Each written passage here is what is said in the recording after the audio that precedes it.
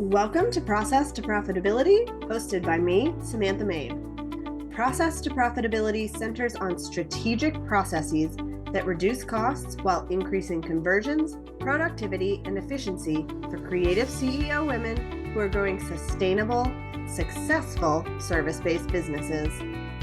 We'll discuss strategies that produce sustainable profits and how to apply these processes to your small business through solo episodes and some amazing guests this season. Welcome back to the latest episode of Process to Profitability. Today, I want to address something that is not directly related to websites, but it is part of your sales process and it is part of the profitability of your business. We're going to be going over 3 tips for improving profitability in your sales process. I have been in business for 7+ years at this point, and I have changed my sales process quite a few times. So I'm going to walk you through what I have done recently that has made a huge impact on how profitable my business is. The first thing I want you to know is that my services are now VIP days. So I offer a 1-day website and a 1-day sales page design VIP days, and those are both 4-figure offers. I've slowly increased the price of those over time, and most of my clients come from referrals or they've heard me on a podcast with somebody they trust. I want you to have this information because if you are in a totally different space in your business, this episode can still be useful for you, but you might not see the impact on your profitability as quickly as I did. Here's what we are going to start with. The first thing is I want you to concentrate your marketing on where your clients are. This might sound funny, right? It's not part of the sales process. Marketing is not part of like my actual sales process, but it really is. I was talking to a client the other day on a sales call. We were discussing the new business that she is launching, and she loves it. She's very excited about it. She works with high achieving business women and business owners who are ready to say goodbye to all the doubts, and they want to practice radical self-compassion. Here is what she told me. I have gone to so many coaching websites and they all have these pop-ups with PDF downloads to get people onto your email list. And I have a full inbox. I don't want any more PDF downloads. I told her, your audience doesn't want them either. And that is true for pretty much any high ticket service provider. It's not as much of a numbers game for us as it is for course providers who are teaching most marketing strategies. So if you have a course, especially a low ticket one, say a $47 course, and you want to make 6 figures off of that, you have to have a ton of people buying that every month to hit those revenue goals, which means you need to have even more people, 10 times more people or more on your email list, on your Instagram. So you have got to be out there marketing to the masses so that just a fraction of those people will convert into students who buy your low ticket offer. But that's not what we're selling here. We're selling high ticket services. We are selling one-on-one connections with big transformations. And that is a totally different way to market because we have to market to people through one-on-one relationships, both with the people who are becoming our clients and the people who are referring those clients to us. Almost everybody I know in this space gets most of their clients from referrals. And while you may think, oh, but I want to be able to get clients from my email list or social media, if you have enough clients coming in and they're the right fit, stick with referral marketing. Stick with where your right fit, ready to say yes clients are coming from and concentrate your marketing efforts there. Don't spend time creating PDFs and opt-ins and complicated funnels and $47 products if your audience is not interested in learning from you in that way. Spend your time marketing on platforms like LinkedIn if you are working with business owners. Engage with your referral partners. Build those relationships in the DMs and the messages. Engage with people where they are at so that when they are ready to work with you, you are always top of mind. It's easy for them to reach out. And that might take a longer time than a $47 product. It might take, a little bit more nurturing and getting to know you, but it's worth it because they convert into a higher ticket service. So even if you are spending the same amount of time marketing as those course creators are, you could be bringing in more money with just one person. You don't have to fill an email list with thousands of people because you don't need thousands of people to meet your income goals.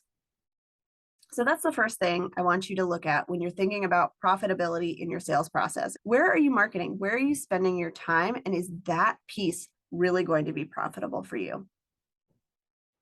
The second piece of what is going to make you more profitable is to use automations. We all know, if you listen to this podcast, I am a fan of Dubsado. But any way that you can automate your sales and onboarding process is going to help your bottom line in your business for two reasons. One, it saves you time, which saves you money. And two, because your clients are going to very quickly be able to move through that process. They're not going to drop off in the sign-up process. How can you think about automations? I've got a couple of podcast episodes going into very specific steps of the automation process, so you can listen to those. But what I always like to do is have one automation when somebody applies to work with me. That starts off with an email that goes out as soon as they hit the application button that says, thank you for applying. I'll review your application and get back to you within 48 hours. That way they're hearing from me, but I'm still giving myself the space to take time to review their application and make sure that we could potentially be a good fit. The second email in that series will either invite them to a call to chat just a little bit more about their ideas, the process, answer any questions that they have, or it will let them know that my VIP day process might not be the best fit, but here are some other options. That might be a strategy session with me, or it might be a different designer, depending on what it is that they're looking for. So those emails are automated. I do take time to review the application, but I don't have to rewrite anything in that journey. The second part of the process that is automated is when somebody signs up for a sales call, they get emails as reminders, and I have customized those emails to address some of the common objections that I see. One of those is always about how much pre-work there is, how they're going to write the content and copy for their website. So I address that in that reminder email, letting them know that they will get guides and questionnaires to help them through that entire process. The other one that goes out right before the call is just a reminder that this is how long the call is. This is what we're going to do. If you have specific questions, let me know, but you can go back and find a lot of those answers on my sales page. So I just want them to recognize that I see them. We're setting, the expectations for the call, and then we'll be ready to go. My next automation in the sales process is if they tell me they are ready to become a client, then I set up a proposal in Dubsado. It's actually already pre-done. And all I have to do is just double check it, change a couple things on the email to reflect their business, and it goes out. And that proposal includes information about the process. It includes the contract, the invoice, And then once that invoice is paid, it sends them a scheduler to schedule their VIP day if we haven't done that on the call. So all of that happens with me just having to change 2 sentences in an email and hit send. And everything else follows, which makes it really simple for my clients because they can do everything step by step. They don't have to wait for other emails. They don't have to wait for me to reach out to send the next step. And I see emails come into my phone because of this process. And this is a new piece of my process that say, they reviewed your proposal, they signed the contract, they paid the invoice.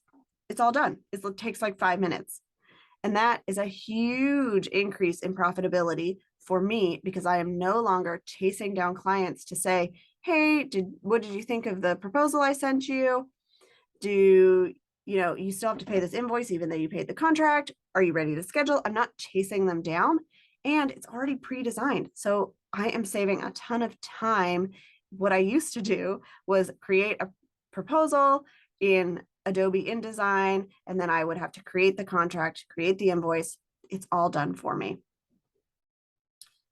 The final automation that I have in the sales process is really the onboarding section. So once they've paid that invoice, they've scheduled their date, they get the onboarding information, which is those questionnaires, all the guides that they get their client portal access. So that's not part of the sales process, but it helps me make more sales because when they go to talk to other people about working with me, they can say, this was so easy. It was so smooth. Everything was organized. It came really quickly. I didn't have to wait or wonder what was going on. So even though that's not part of selling to that particular client, it is part of the sales process in that it gives my client a really good experience. So when you think about automations, helping your profitability, it helps, like I said, in 2 ways. It saves you time and it helps your clients move through that process faster so you get money into the bank. The third tip for improving profitability is to know your process and the common objections that come up so that you can keep your sales calls on track. Here's what I mean. I used to get on sales calls and people would just want to pick my brain about questions. They might have been thinking about working with me, but maybe they are a website designer and they just want to know what I do, or they have some questions and they think they can DIY, they just need a little bit of help. I have really honed in on my sales call process lately to focus on, we're going to learn a little bit about the other person and their business and kind of what they're looking for. I'm going to walk them through my process and why I do what I do. I'm going to answer any questions that they have about that process. And then we are going to decide, do we want to work together? What are the next steps? That's it. That's all that's included. There is not much of a chance for them to try to slide in and ask, well, what do you think I should do on my headline on my page? And then bounce out of the call and never reach out because they got their question answered. And it's okay to do that because it is set in the expectation when we're having this call that it is a sales call. We are talking specifically to learn if we want to work together. I set that expectation on the sales page, when they sign up for the call, in the emails that go out. It's all very clear that we are on this call to just make sure we're a good fit. I'm happy to answer questions about the process or, why my process is different from somebody else's or specific pieces. A lot of people ask about the support period or what kind of support happens after the VIP day.